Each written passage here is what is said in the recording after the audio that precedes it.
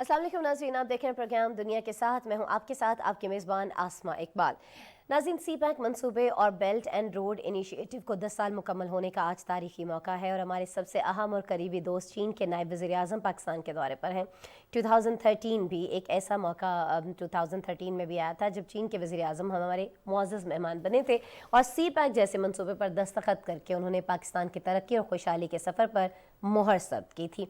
नाज़रीन, चीनी रहनुमा के मौजूदा दौरे की अगर हम बात करें तो वज़ीर आज़म मोहम्मद शहबाज शरीफ और चीनी नायब वज़ीर आज़म ही लिफेंग के माबैन इस्लामाबाद में मुलाकात हुई और दोनों रहनुमाओं ने सी पैक मनसूबों को आगे बढ़ाने और बाहमी दिलचस्पी के उमूर पर तबादला ख्याल किया। इसके अलावा जब इतनी अहम शख्सियत मौजूद होती हैं पाकिस्तान के अंदर और इतने अहम वक्त की यहाँ पर विज़िट होता है पाकिस्तान में, तो बहुत सारी अहम तकारीब जो है वो भी रखी जाती हैं। आज कौन कौन सी अहम तकारीब चीनी रहनुमा के एजाज़ में रखी गई थी, किन किन तकारीब उन्होंने शमूलियत इख्तियार की, वहाँ क्या कुछ गुफ्तगू हुई, क्या अहम जो मुफाहमत की याददाश्तें हैं उन पर दस्तखत किए गए, ये सारी डिटेल हमारे पास एक रिपोर्ट में है, वो देखिए। फिर हमारे साथ नगमाना आलमगीर हाशमी साहिबा मौजूद होंगी जो कि सफ़ीर रही हैं पाकिस्तान के लिए चाइना के अंदर, उनसे बात करेंगे।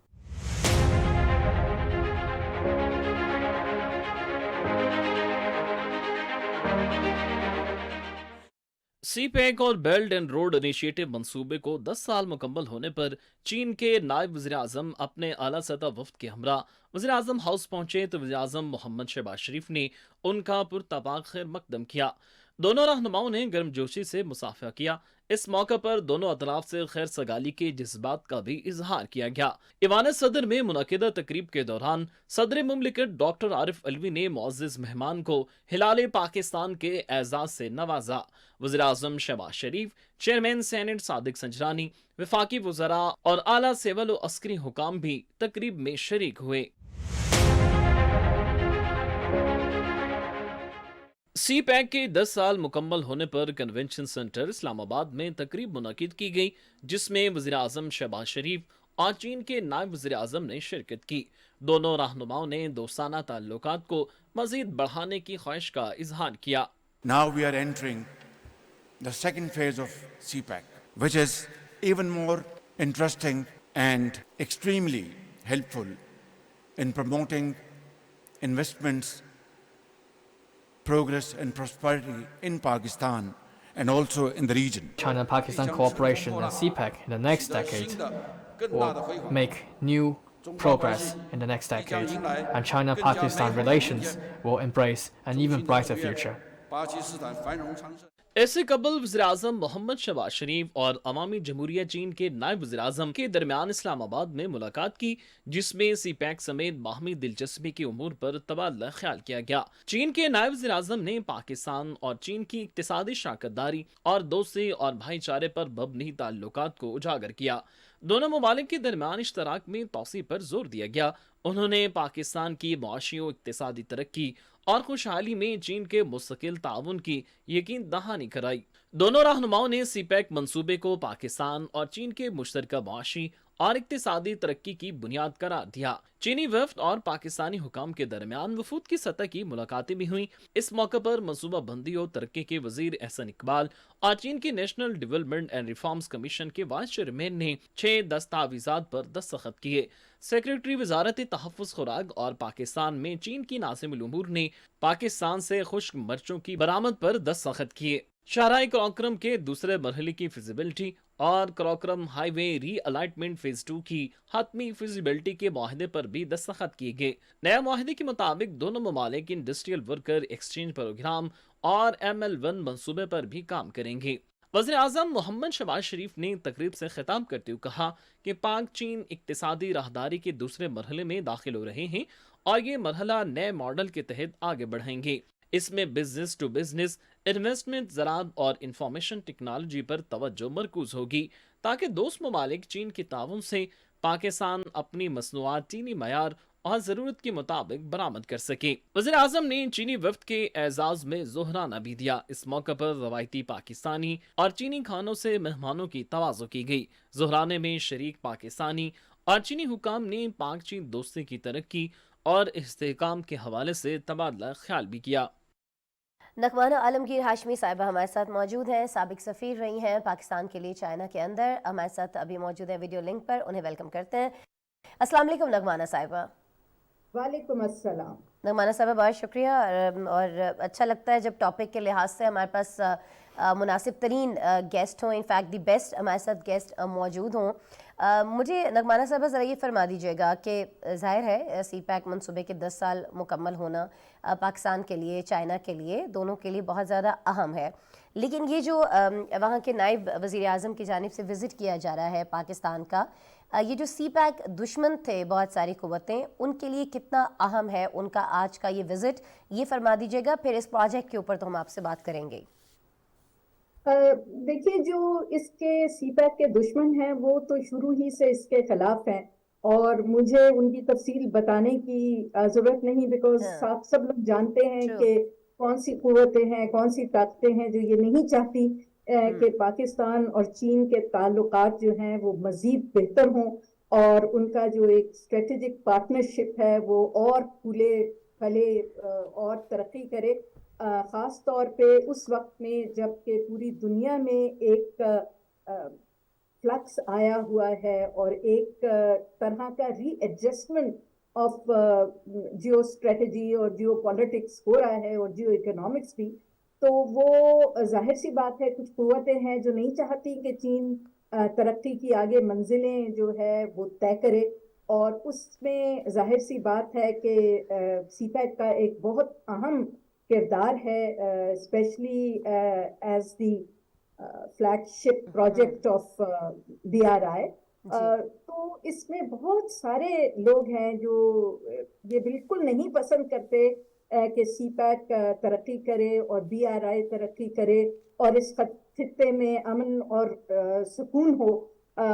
तो उनके लिए तो जाहिर सी बात है ये काफ़ी परेशान कुन बात है, और आपने देखा भी कि नायब वजीर आजम के यहाँ आने के मौके पर कितना अंदोनाक वाकया हुआ और किस किस्म की दहशतगर्दी बाजोड़ में उनके विजिट को रोकने की ये एक कोशिश थी, उसको सबूताज करने की कोशिश थी, जो ज़ाहिर है चाइना ने हमारे साथ ताउन किया हमेशा की तरह नगमाना साहिबा, और उसको नाकाम बनाया। अच्छा, एक और चीज़ नगमाना साहिबा ज़रा ये फरमा दीजिएगा, ये जो सी पैक के तहत हम देख रहे हैं पाकिस्तान में जारी मुख्तलिफ मनसूबों के अंदर जो $25 अरब से ज़ायद की सरमायाकारी है, ये ज़ाहिर है कि एक बहुत बड़ा जिसे कहा जाए कि दोस्ती का सबूत भी है चाइना की जानिब से। लेकिन दरमियान में एक ऐसा वक्त आया था पिछले दौरे हुकूमत में जब ये मंसूबे जो हैं इन पर काम की रफ्तार जो है कहीं कहीं तो ऐसा दिखाई दिया कि बिल्कुल रुक गई है, और कहीं कहीं बहुत ज़्यादा सुस्त रवि का ये शिकार हुई। मौजूदा हुकूमत ने जब से इक़्तिदार संभाला है, PDM गवर्नमेंट की मैं बात कर रही हूँ, हम देख रहे हैं कि ये तसलसल एक बार फिर से थोड़ा तेज़ हुआ है, ये सिलसिला काफ़ी रफ्तार पकड़ रहा है। आपको क्या लगता है कि ये जो इतनी बड़ी सरमायाकारी है इसके लिए किस कदर ज़रूरी है कि उसी तसलसल से और उसी तेज़ी से जितनी बड़ी ये सरमायाकारी है उतने ही बड़े पैमाने पर इसके काम की जो स्पीड है, जो रफ्तार है, उसको भी बढ़ाया जाए? देखिए, आपने बहुत अहम नुक्ता उठाया है। इसमें कोई भी मंसूबा हो, चाहे वो छोटा हो या बड़ा हो, और ख़ास तौर पे इस किस्म के मंसूबे जो बहुत ही स्ट्रेटेजिक और इकोनॉमिक वैल्यू के होते हैं, वो चाहे दो मुल्कों में हो या ज़्यादा ममालिक के दरमियान हो, उनमें जो भी हुकूमतें शामिल हैं, सीपैक में तो जाहिर सी बात है ये बायलैटरल प्रोजेक्ट है और चीन और पाकिस्तान शामिल है, तो इसमें बहुत इम्पोर्टेंट होता है कि पॉलिटिकल लीडरशिप की कमिटमेंट जो है वो ना सिर्फ हो बल्कि वो दिखाई भी दे कि वो है। अनफॉर्चुनेटली बड़े दुख के साथ ये कहना पड़ता है कि पिछले 4-5 साल में जो पिछली हुकूमत थी उसकी शायद सीपैक उस तरह का की प्रायोरिटी नहीं रही जितनी उससे पहले हुकूमतों की थी और जितनी अब दोबारा नजर आ रही है। तो उसमें कुछ जो प्रोजेक्ट्स थे वो सुस्त रवि का शिकार हुए, लेकिन इसमें आपको थोड़ा सा डिफरेंशिएट करना पड़ेगा, क्योंकि जो प्रोजेक्ट्स इंफ्रास्ट्रक्चर के थे या जैसे सड़कें बन रही थी, एनर्जी के तवानाई के लिए पावर प्लांट्स लग रहे थे, तो वो तो अपनी रफ्तार से चलते रहे। उसमें थोड़ा सा कोविड की वजह से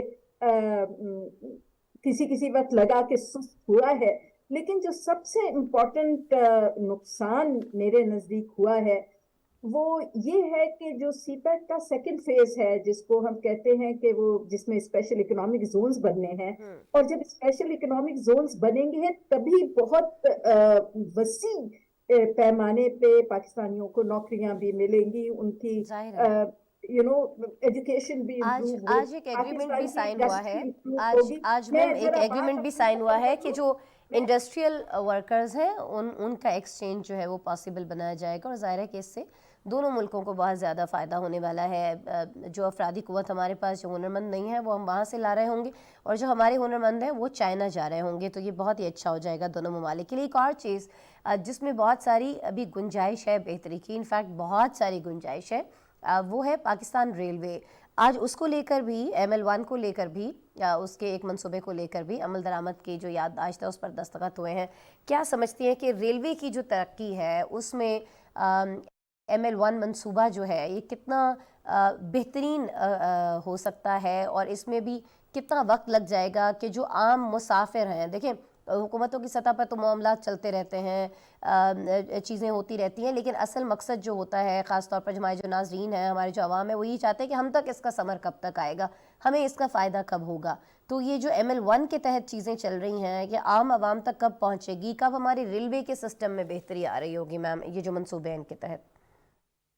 आप अगर मुझे पहले सवाल का जवाब पूरी तरह देना देती तो शायद ये आपका सवाल भी उसमें कवर हो जी मैम, जाता। आप कंटिन्यू जैसे कीजिए मैं मैम। अर्ज कर रही थी कि जो सेकंड फेज है जिसमें इंडस्ट्रियलाइजेशन होनी है, जिसमें आपका इंडस्ट्रियल बेस मजबूत होना है और आपकी एक्सपोर्ट की डाइवर्सिफिकेशन होनी है, आपकी एक्सपोर्ट बास्केट को बढ़ना है, उसके ठीक। लिए स्पेशल इकोनॉमिक जोन्स बहुत जरूरी हैं। और जाहिर सी बात है, अगर आप चाहते हैं कि आपकी तिजारत तरक्की करे तो तिजारत देखें पानी के जहाजों से होती है और रेलवे से, इनलैंड सारी दुनिया में रेलवे से होती है, और जो आपस में इर्द गिर्द के ममालिक है वहां भी रेलवे से होती है। तो जब भी पहुंचा मौजूदा हालिया कुछ अरसे में जो सैलाब ख़ास तौर पर आए थे उसकी वजह से।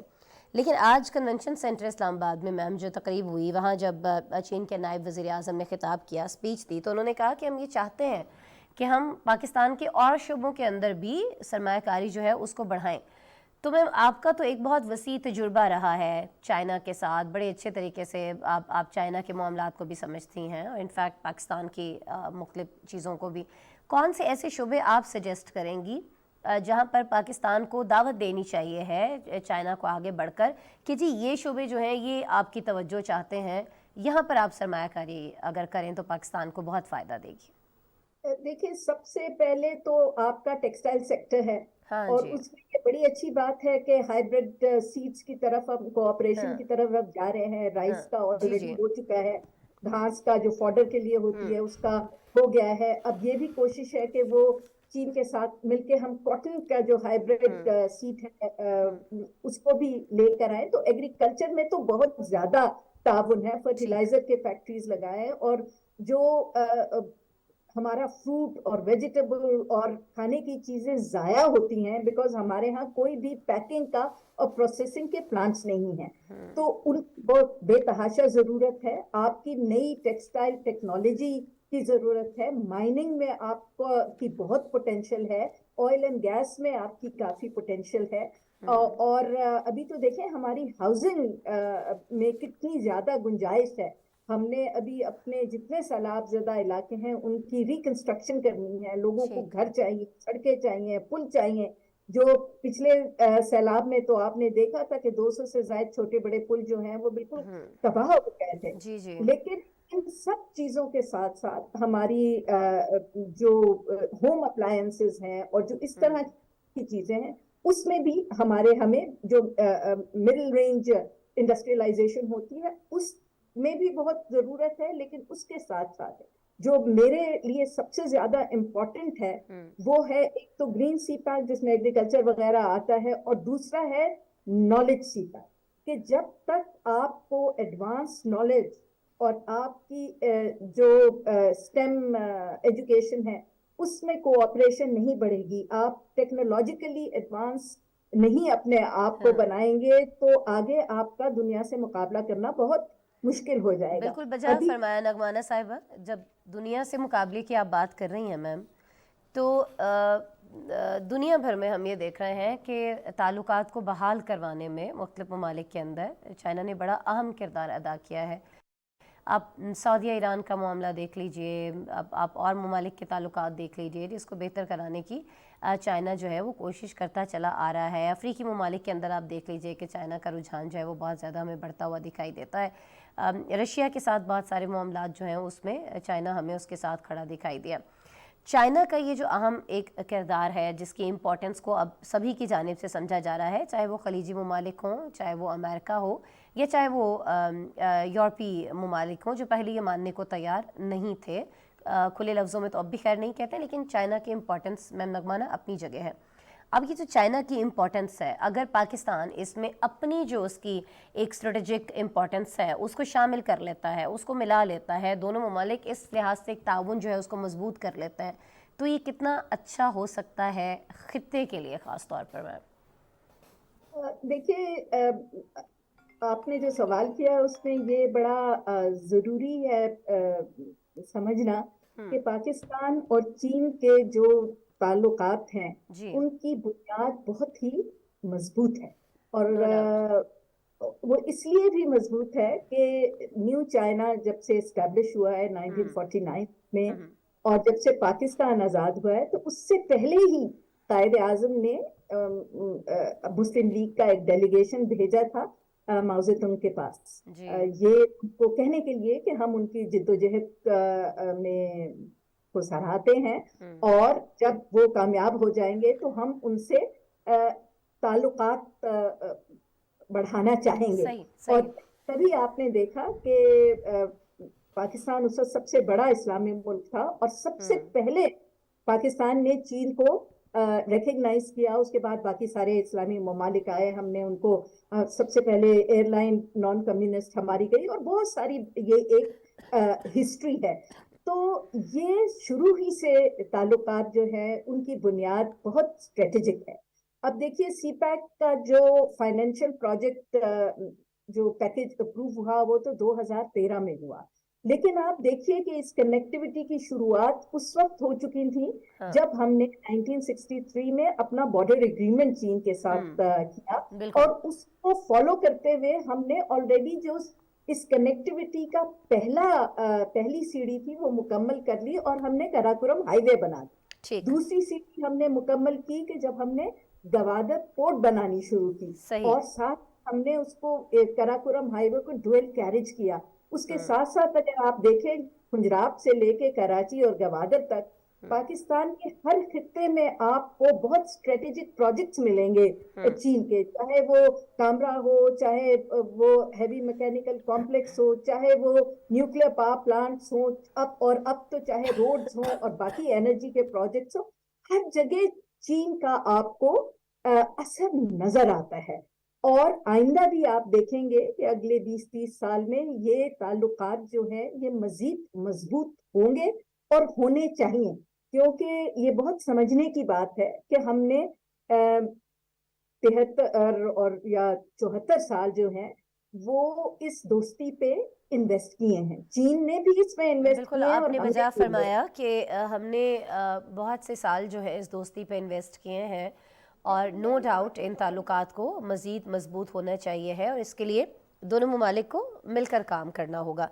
बहुत शुक्रिया नगमान आलमगीर हाशमी साहिबा, साबिक सफ़ीर चाइना, हमारे साथ मौजूद थी, हमारे प्रोग्राम के लिए अपना वक्त निकाल रही थी। अच्छा नाज़रीन, जैसे कि नगमाना साहिबा ने भी कहा कि पाकिस्तान और चीन की जो दोस्ती है वो किसी तारुफ के मोहताज नहीं है। दोस्ती का जो रिश्ता है ये समंदर से गहरा, कोहे हिमालय से बुलंद और शहद से ज़्यादा मीठा करार दिया जाता है।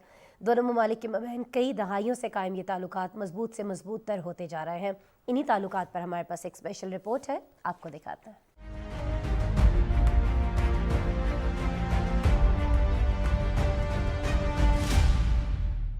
पाकिस्तान और चीन के दरमियान बाकायदा ताल्लुकात का आगाज 1950 में हुआ। पाकिस्तान इस्लामी दुनिया का पहला और गैर कम्युनिस्ट ममालिक में तीसरा मुल्क था जिसने 1950 के ताइवान चीन तनाज़े के फौरन बाद चीन को आज़ाद रियासत के तौर पर तस्लीम किया। ताहम दोनों ममालिक के दरमियान सिफारती ताल्लुकात मई 1951 में कायम हुए। गुज़िश्ता 7 दहाइयों में पाकिस्तान ने चीन को अक़वाम मुत्तहिदा और दीगर आलमी फोरम्स का रुकन बनने में मदद फराहम करने के अलावा चीन के अमरीका समेत इस्लामी दुनिया के साथ राब्तों के क़याम और ताल्लुकात के फ़रोग़ के लिए अहम खिदमात अंजाम दी, जिसे चीन की जानिब से हमेशा सराहा गया है।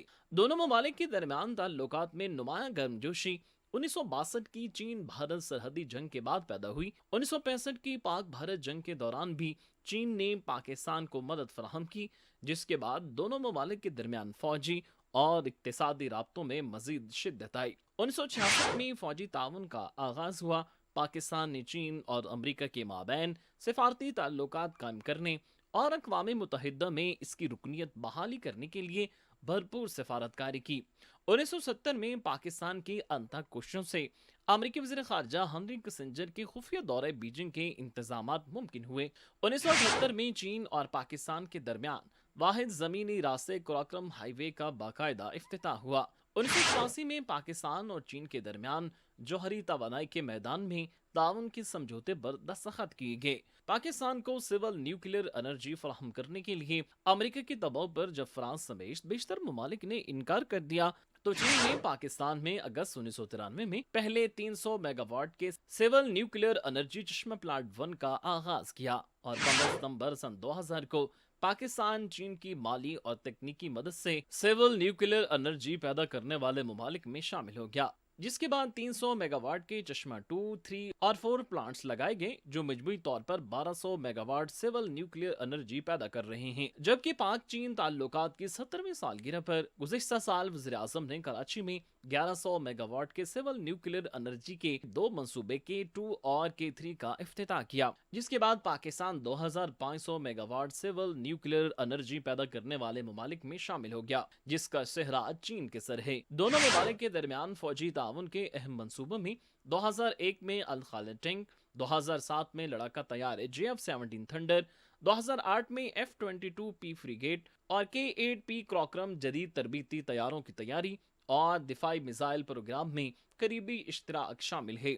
फरवरी 2019 में पाकिस्तान और चीन ने आज़ाद तिजारती मुआहिदा किया, जिससे दोनों ममालिक की तिजारत, जो 2002 में सिर्फ $1.3 अरब थी, 2020 में बढ़कर $20 अरब और 2021 में 27.82 अरब हो गई, जिसमें चीन से पाकिस्तान एक्सपोर्ट 24.23 अरब और पाकिस्तान से चीन एक्सपोर्ट 69% इजाफे से $3.6 अरब तक पहुंच गई है। पाक चीन दोस्ती का अहम बाब CPEC है, जिसके अप्रैल 2015 को चीनी सदर ने तारीखी मुआहिदा किया। इस मुआहिदे के तहत चीन ने पाकिस्तान में $65 अरब की सरमायाकारी की, जिसमें $34 अरब के तवानाई मंसूबों से 10,000 मेगावाट इजाफी बिजली पैदा की गई, जबकि $11,000 अरब के इंफ्रास्ट्रक्चर और गवादर पोर्ट के मंसूबे हैं। स्पेशल इकोनॉमिक जोन्स के मंसूबों में चीन से सनअतों की मुंतकिली दोनों ममालिक के लिए गेम चेंजर साबित होगी। नाज़रीन, वज़ीर ख़ारिजा बिलावल भुट्टो ज़रदारी ने मुत्तहिदा अरब अमारात का सरकारी दौरा किया और अबूज़बी में अपने हम मनसब शेख अब्दुल्ला बिन ज़ैद अल नहयान से मुलाकात की। वज़ीर ख़ारिजा ने इस मौके पर शेख सईद बिन ज़ायद अल नहयान के इंतकाल पर दिली ताज़ियत का इजहार किया। दफ्तर ख़ारिजा के मुताबिक दोनों वज़ीर ख़ारिजा ने पाकिस्तान और मुत्तहिदा अरब अमारात के दरमियान तिजारत, सरमायाकारी, तवानाई, इंफॉर्मेशन टेक्नोलॉजी और इंफ्रास्ट्रक्चर समेत दो तरफ़ा कसीरुल जहती ताउन पर इत्मीनान का इजहार किया। वज़ीर ख़ारिजा बिलावल भुट्टो ज़रदारी ने मुश्किल वक्त में पाकिस्तान की मुस्तकिल और गैर मुतज़लज़ल हिमायत पर मुत्तहिदा अरब अमारात की क़यादत का शुक्रिया किया। वज़ीर ख़ारिजा बिलावल भुट्टो की यहाँ पर क्या मसरूफ़ियात रहीं, इन्हीं मसरूफ़ियात पर आपको एक रिपोर्ट दिखाता है।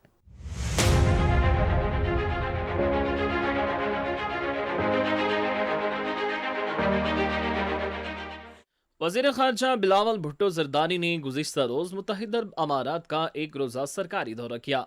अबूज़बी में अमाराती हम मनसब शेख अब्दुल्ला बिन ज़ैद अल नहयान से मुलाकात की है। वज़ीर ख़ारजा बिलावल भुट्टो ने शेख सईद बिन ज़ैद अल नहयान के इंतकाल पर दिली ताज़ियत का इजहार किया। तर्जमान दफ्तर ख़ारजा के मुताबिक दोनों वज़ीर ख़ारजा ने पाकिस्तान और मुत्तहिदा अरब अमारात के दरमियान दो तरफ़ा ताल्लुकात और ख़ित्ते में होने वाली इलाकाई और आलमी पेशरफ्त पर भी तबादला ख्याल किया। बाहमी फ़ायदेमंद इक़्तिसादी ताल्लुकात मजबूत बनाने के मुश्तरका अज़्म का इआदा किया और दो तरफ़ा कसीरुल जहती ताउन पर इत्मीनान का इजहार भी किया। بلاول بھٹو زرداری نے مشکل وقت میں پاکستان کی مستقل اور غیر متزلزل حمایت پر متحدہ عرب امارات کی قیادت کا شکریہ ادا کیا، جبکہ شیخ عبداللہ بن زید ال نہیان نے متحدہ عرب امارات کی ترقی میں پاکستانی کمیونٹی کے گراں قدر تعاون کو سراہا۔ اور میڈیا کے مطابق دبئی کے مادام تسو میوزیم میں سابق وزیر اعظم پاکستان بے نظیر بھٹو کا مومی مجسمہ نصب کر دیا گیا۔ مجسمے کی تقریب رونمائی میں وزیر خارجہ و بے نظیر بھٹو کے بیٹے بلاول بھٹو زرداری نے شرکت کی۔ تقریب سے خطاب میں بلاول بھٹو کا کہنا تھا کہ بے نظیر بھٹو پاکستان میں روشن خیالی اور جمہوریت کی علامت ہیں۔ شہید بی بی کا مادام تسو میوزیم میں مجسمہ پاکستان کے لیے اعزاز ہے۔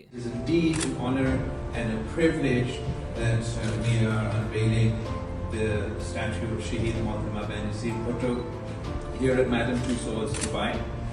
I first seen this statue in the Madame Tussauds in London, but as most of you may know, Dubai has a special place in the heart of our عالمی media report کے مطابق madam تسو museum دنیا بھر میں شہرت کا حامل ہے، جہاں دنیا بھر کے معروف اور نامور شخصیات کے مومی مجسمے موجود ہیں، جسے ایک اعزاز بھی سمجھا جاتا ہے۔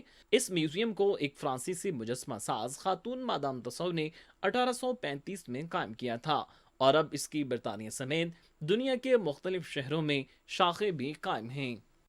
کہا جاتا ہے کہ جنگیں کسی مسئلے کا حل نہیں ہوتی، ہمیشہ تنازعات اور معاملات کو مل بیٹھ کر ہی حل کیا جاتا ہے، اور تباہی سے بچنے کا بہترین طریقہ یہی ہے۔ دنیا روس یوکرین جنگ کا خاتمہ چاہتی ہے، لیکن سعودی عرب ایک قدم آگے بڑھا ہے اور اس نے امن مذاکرات کے لیے میزبانی کی حامی بھر لی ہے۔ بتایا یہ جا رہا ہے کہ روس یوکرین تنازع کے خاتمے کے لیے جدہ مذاکرات کا آغاز اگست میں ہوگا، جس میں انڈونیشیا، مصر اور میکسیکو سمیت 30 ممالک کے سینئر حکام شرکت کریں گے۔ برطانیہ، جنوبی افریقہ، پولینڈ اور یورپی یونین نے اجلاس میں شرکت کی تصدیق بھی کر دی ہے، تاہم اس جنگ کے اہم فریق روس کو ان مذاکرات میں شامل نہیں کیا گیا ہے۔ مذاکرات کی کامیابی کے لیے یوکرین نے شرط رکھی ہے کہ روس اپنی افواج مقبوضہ علاقوں سے فوری واپس بلائے، جبکہ کرملن کا کہنا ہے کہ کیو کو زیر قبضہ علاقوں کی حقیقت تسلیم کرنا ہوگی۔ کیا یہ مذاکرات آگے بڑھ پائیں گے؟ کیا ان کا کوئی نتیجہ نکل پائے گا، خاص طور پر تب جب رشیا اس میں شامل نہیں ہے؟ انہی سوالات پر مبنی کچھ جوابات ہماری ریسرچرز کی ٹیم نے تیار کیے ہیں، ایک رپورٹ میں شامل کیے ہیں، آپ کو دکھاتے ہیں۔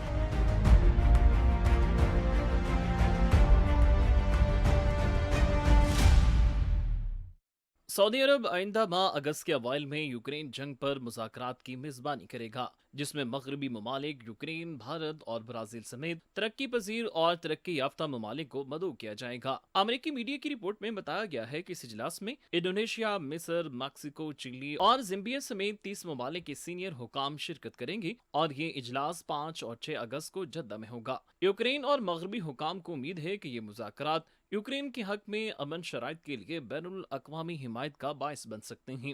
ان مذاکرات میں روس شامل نہیں ہوگا۔ یوکرین کے قریباً چھٹے حصے پر قابض ہونے کے دعوے دار کرملن کا کہنا ہے کہ وہ یوکرین کے ساتھ امن مذاکرات کو صرف اسی صورت میں ممکن سمجھتا ہے جب کیو نئی حقیقتوں کو قبول کرے۔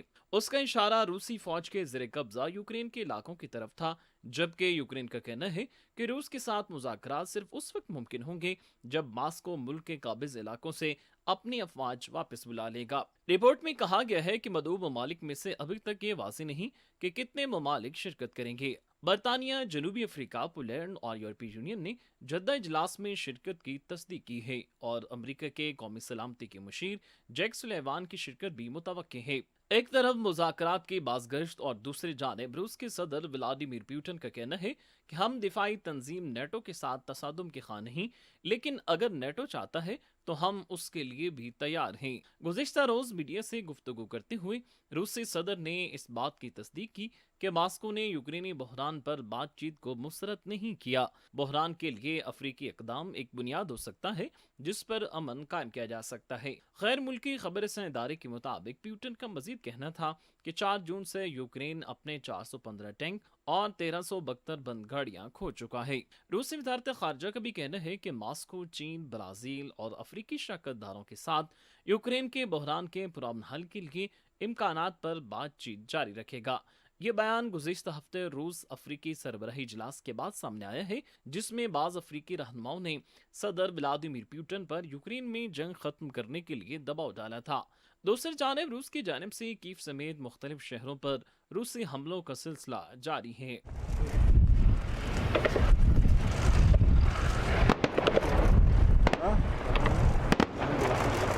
تازہ حملوں میں 2 افراد ہلاک اور متعدد زخمی ہو گئے۔ یوکرینی صدر زیلنسکی کا کہنا ہے کہ یوکرین کے پرامن شہروں پر قابضین کی طرف سے گولہ باری کی جا رہی ہے۔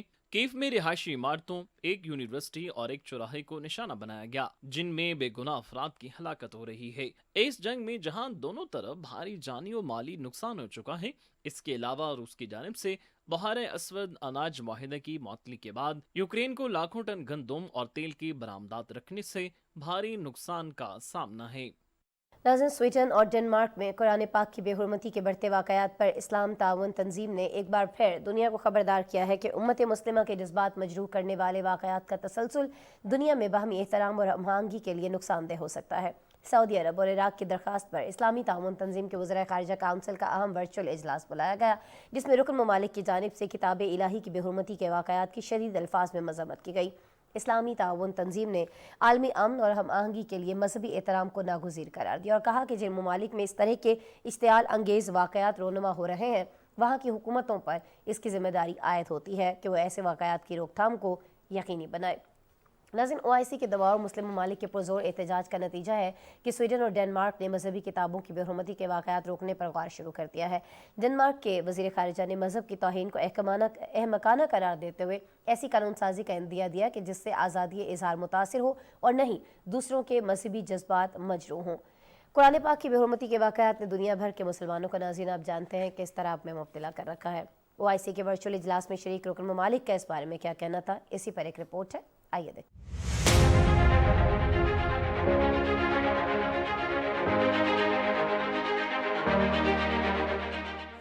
سویڈن میں اور ڈنمارک میں قرآن پاک کی بے حرمتی کے بڑھتے واقعات پر اسلامی تعاون تنظیم کے وزراء خارجہ کونسل کا ورچوئل اجلاس جدہ میں ہوا۔ یہ اجلاس سعودی عرب اور عراق کی درخواست پر بلایا گیا تھا۔ سیکریٹری جنرل اور OIC ابراہیم حسین طاہا کی صدارت میں ہونے والے اس غیر معمولی اجلاس میں یورپی ملکوں میں مقدس کتاب کی بے حرمتی کے واقعات کی مذمت کی گئی۔ مستقبل میں ایسے واقعات کو روکنے کے لیے حکمت عملی پر بھی مشاورت کی گئی۔ اجلاس میں OIC کے رکن ممالک کی جانب سے قرآن پاک پر کیے جانے والے گھناؤنے حملوں کی سخت الفاظ میں مذمت کی گئی۔ OIC نے اس قسم کے اقدامات کی سنگینی کے حوالے سے خبردار کیا کہ ایسے واقعات باہمی احترام اور ہم آہنگی کو نقصان پہنچاتے ہیں۔ متعلقہ ممالک کی حکومتیں ان گھناؤنے حملوں کی روک تھام، قرآن اور دیگر اسلامی اقدار اور مقدسات کے بے حرمتی کی تمام کوششوں کی مذمت کرتے ہوئے ایسے واقعات کو روکنے کے لیے مؤثر اقدامات اٹھائیں۔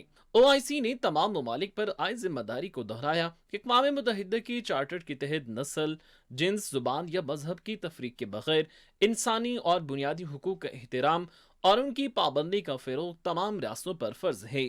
اسلامی تعاون تنظیم نے عالمی امن اور ہم آہنگی کے لیے مذاہب، ثقافتوں اور تہذیبوں کے درمیان مکالمے، افہام و تفہیم اور تعاون کو فروغ دینے کی اہمیت پر زور دیا۔ دوسری جانب سیکیورٹی خدشات بڑھنے پر سویڈن اور ڈنمارک نے مذہبی کتابوں کی بے حرمتی کے واقعات روکنے پر غور شروع کر دیا ہے۔ ڈنمارک کے وزیر خارجہ نے مقدس کتاب کی بے حرمتی کے واقعات کو احمقانہ اقدام قرار دیتے ہوئے کہا کہ دوسروں کے مذہب کی توہین کرنا افسوسناک عمل ہے اور ایسا نہیں ہونا چاہیے۔ وزیر خارجہ کا کہنا تھا کہ قرآن پاک یا دوسری مذہبی کتابوں کی بے حرمتی کا مقصد اشتعال انگیزی اور تقسیم پیدا کرنا ہے۔ ان کے مطابق قرآن پاک کی بے حرمتی پر رد عمل میں ہونے والا احتجاج انتہائی شکل اختیار کر سکتا ہے، اس لیے حکومت ایسا قانونی راستہ تلاش کر رہی ہے جس سے آزادی اظہار متاثر ہو، نہ ہی دوسروں کے جذبات مجروح ہوں۔ اور میڈیا کے مطابق ڈنمارک کے وزیر خارجہ نے OIC کے سیکریٹری جنرل ابراہیم حسین طاہا سے بھی ٹیلی فونک رابطہ کیا اور مقدس کتاب کی بے حرمتی کے واقعات کی مذمت کی۔ انہوں نے یقین بھی دلایا کہ حکومت ان واقعات کو روکنے کے لیے ٹھوس اقدامات کر رہی ہے۔ ناظرین، رپورٹ آپ نے دیکھی، اس کے ساتھ ہی پروگرام میں اتنا ہی۔ کل دوبارہ آپ سے ملاقات ہو رہی ہوگی۔ اپنا بہت سارا خیال رکھیے گا اور جاتے جاتے ہمارا اسپیشل سیگمنٹ چلتے چلتے ضرور دیکھیے گا۔ اللہ نے کے بعد مغربی افریقی ملکوں نے نائجر کے فوجی رہنماؤں سے معزول صدر محمد بازوم کو ایک ہفتے میں بحال کرنے کا مطالبہ کر دیا۔ نائجیریا کے دارالحکومت ابوجا میں علاقائی بلاک کے سربراہی اجلاس میں متنبہ کیا گیا کہ ایسا نہ کرنے کی صورت میں مالیاتی اور سفری پابندیاں عائد کی جائیں گی۔ علاقائی رہنماؤں نے صدر محمد بازوم کو اقتدار سے الگ کرنے کی شدید مذمت کرتے ہوئے کہا کہ معزول صدر کو بحال نہ کیا گیا تو انتہائی اقدام کیا جا سکتا ہے۔ سوڈان میں جہاں اپریل کے وسط سے خانہ جنگی جاری ہے، فضائی حدود بند کرنے کے فیصلے میں مزید 2 ہفتوں کی توسیع کر دی گئی ہے۔ سوڈان سول ایویشن اتھارٹی کے مطابق امداد اور انخلاء کے پروازوں کے علاوہ فضائی حدود بند کرنے کے فیصلے میں 15 اگست تک توسیع کی گئی ہے۔ اپریل کے وسط میں فوج اور ریپڈ سپورٹ فورسز کے درمیان خانہ جنگی کے بعد سوڈانی فضائی حدود کو باقاعدہ فضائی ٹریک کے لیے بند کر دیا گیا تھا۔ فلپائن میں سمندری طوفان دوکسوری کے باعث سیلاب اور لینڈ سلائیڈنگ سے اموات کی تعداد 25 ہو گئی، 20 افراد لاپتہ ہیں۔ فلپائن کی national disaster and risk management council کے مطابق طوفان کے بعد آنے والے سیلاب نے ملک میں تقریباً 2,50,000 افراد کو متاثر کیا ہے۔ 50,000 سے زائد بے گھر افراد اب بھی عارضی پناہ گاہوں میں ہیں۔ طوفان نے گھروں، فصلوں، سڑکوں اور پلوں کو نقصان پہنچایا ہے۔ یونیسکو نے اٹلی کے تاریخی شہر وینس کو دنیا کے ثقافتی ورثے میں شامل کرنے کی سفارش کی ہے، جو بقا کے خطرے سے دوچار ہے۔ فرانسیسی خبر رساں ادارے کے مطابق اقوام متحدہ کے ادارے کا کہنا ہے کہ اطالوی حکام کو تاریخی شہر اور اس کے مضافات کو محفوظ بنانے کے لیے اقدامات تیز کرنا ہوں گے۔ یونیسکو کی سفارشات کو اب رواں ستمبر میں یونیسکو کی ورلڈ ہیریٹیج کمیٹی کی سعودی دارالحکومت ریاض میں منعقد ہونے والے اجلاس میں پیش کیا جائے گا۔ برطانوی شہزادہ ولیم نے جنوبی لندن کی سڑک پر شہریوں کو برگر پیش کر کے سب کو حیران کر دیا۔ امریکی میڈیا کے مطابق شہزادہ ولیم نے ماحولیاتی آلودگی اور خالص غذاؤں کی رجحان کو فروغ دینے کے لیے بایو ڈی گریڈیبل باکس میں برطانوی شہریوں کو برگر پیش کیے۔ شہری شہزادے کو برگر تماتا دیکھ کر دنگ رہ گئے۔ اس موقع پر شہزادہ ولیم نے لوگوں کو ماحولیاتی آلودگی اور آرگینک فوڈ کے حوالے سے آگاہی بھی دی۔ ناروے کپ میں پاکستان اسٹریٹ چائلڈ فٹ بال ٹیم کی کامیابیوں کا سلسلہ جاری ہے۔ قومی اسٹریٹ چائلڈ فٹ بال ٹیم نے اپنے دوسرے میچ میں ارول کلب کو 2-1 سے ہرا دیا۔ قومی ٹیم کی جانب سے کپتان طفیل شنواری اور عبد الوہاب نے 1-1 گول کیا۔ اس کامیابی کے ساتھ قومی اسٹریٹ چائلڈ فٹ بال ٹیم نے ناروے کپ کے دوسرے مرحلے کے لیے کوالیفائی کر لیا۔ پاکستانی گھڑ سوار عثمان خان نے پیرس اولمپکس کے لیے کوالیفائی کر لیا۔ عثمان خان نے آئرلینڈ میں ہونے والے ایکویسٹرین مقابلوں میں شاندار پرفارمنس کا مظاہرہ کر کے کوالیفائنگ معیار حاصل کیا۔ عثمان خان نے اس سے قبل ٹوکیو اولمپکس کے لیے بھی کوالیفائی کیا تھا، تاہم حادثے کی وجہ سے عثمان مقابلوں میں شریک نہیں ہو سکے تھے۔ عثمان خان اولمپک ایکویسٹرین کے لیے کوالیفائی کرنے والے واحد پاکستانی ہیں۔ انہوں نے ایشین گیمز کے لیے بھی کوالیفائی کیا تھا، تاہم پی ایف نے بروقت ایشین گیمز میں عثمان کی انٹری کنفرم نہ کی۔